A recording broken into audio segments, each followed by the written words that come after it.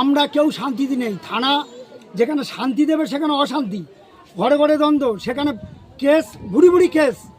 তার উপরে এই সামান্য এই একটা ঘটনা, যেটা ঘটনা অন্য জায়গায় ঘটলো, এখানে টাকা পয়সা নিয়ে গোটাপ করে, পার্টিগত গোটাপ করে ছেলেটাকে শেষ করলো।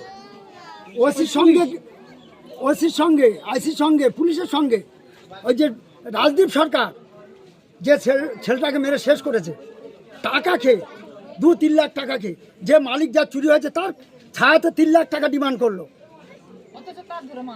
তার ধরে মারলো। অকথ্য নির্যাতন চললো এখানে থানায়, কাউকে ঘেঁষতে দেয় না। এখানে মস্তান যারা আছে তারাই গিয়ে ওই ছেলেটাকে অথবা মালিককে সেখানে জেরা করে। কোন অধিকার? কমপ্লেনের আগে একদিন ধরে ছেলেটাকে প্রহার করা হয়েছে, সেটা কোন আইনে করা হয়েছে?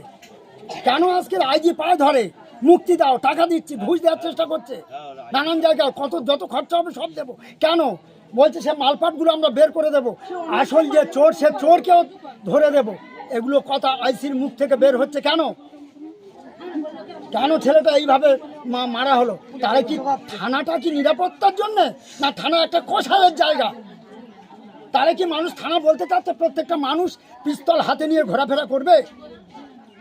এটা কি এটা রাম রাজত্ব? না এটা কি রাজত্বের ঘর সংসার আমরা করে? পুলিশ কি চাচ্ছে? মস্তান তৈরি করতে চাচ্ছে, ক্রিমিনাল তৈরি করতে চাচ্ছে তো পুলিশ।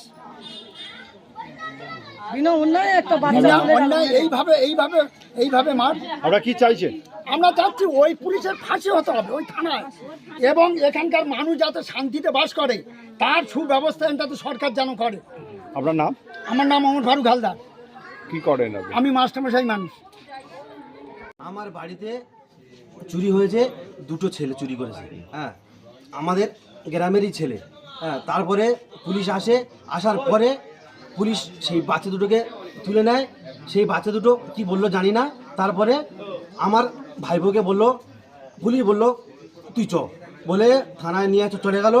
অতিরিক্ত মারধর করলো। আপনাকেও নিয়ে গেল? আপনাকে? হ্যাঁ, আমাকেও সঙ্গে নিয়ে গেল।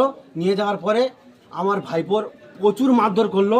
মারধর করার পরে যখন দেখলাম যে আর কিছু হলো না, তারপরে পুলিশের আঘাতে আমার ভাইপো প্রচুর ঘায়েল হয়ে যায়। ঘায়েল হয়ে যাওয়ার পরে হসপিটালে